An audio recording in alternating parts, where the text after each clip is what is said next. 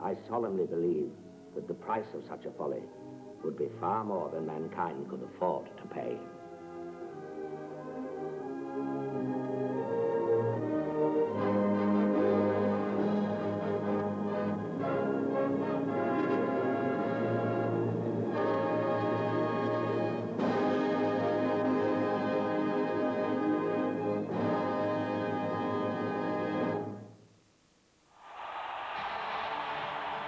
England,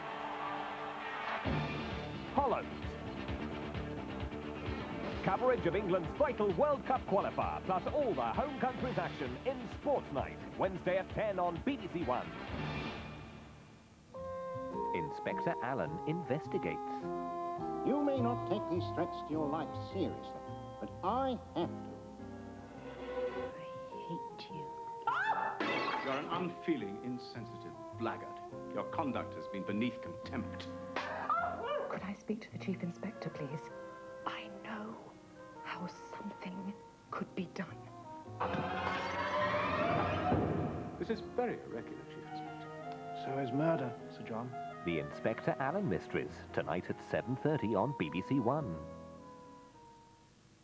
Deliberations and cogitations from Lloyd Grossman and guests in 45 minutes on BBC1 in the search for Britain's Masterchef. Now, BBC Television is called to account in Biteback, which includes a discussion on the portrayal of homosexual men and women on television.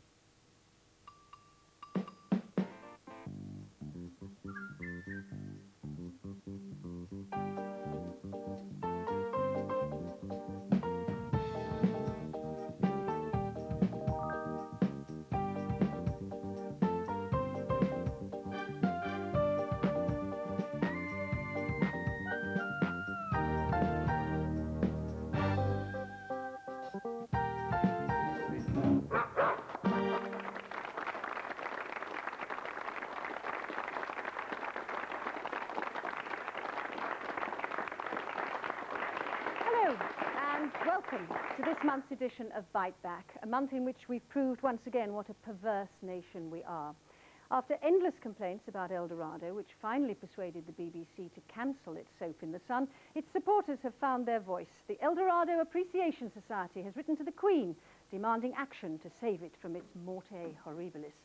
Perversity, too, among Panorama viewers, following an edition describing the human cost of defence cuts, including one family who faced life on the breadline because of redundancy, hundreds of people rang in with offers of money, food and a home for their dog. So far, the fund for Lockie, a Barrow in Furness mongrel, has reached £1,300 and marrowbone jelly for life. But is the BBC perverse in its turn too? Is its national news less than national?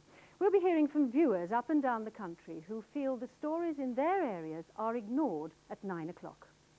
Who actually sets this agenda in terms of national news? Because at the moment we feel that our interests and our voice isn't heard on the national network. Here in the studio, we'll be asking if BBC programmes are fair to homosexuals and lesbians. Some of our audience think that the corporation has a cliched and negative view of gay people. Others don't want to see homosexuality portrayed as the norm. Well, Alan Yentop, BBC One's new controller, is here to face his critics from both sides of the argument. But we begin with one of the great disappointments of the current television season. It had been a highly successful book at the top of the bestseller lists for more than a year. It had also gone down very well on the radio. It was the inspiration for hundreds of holidaymakers and couples contemplating retirement. And when the BBC decided to make it into a series, it booked one of the most popular actors in television today as its star. Hardly surprising then that it was expected to be a prime-time success by its makers and viewers alike. Sadly, it's flopped.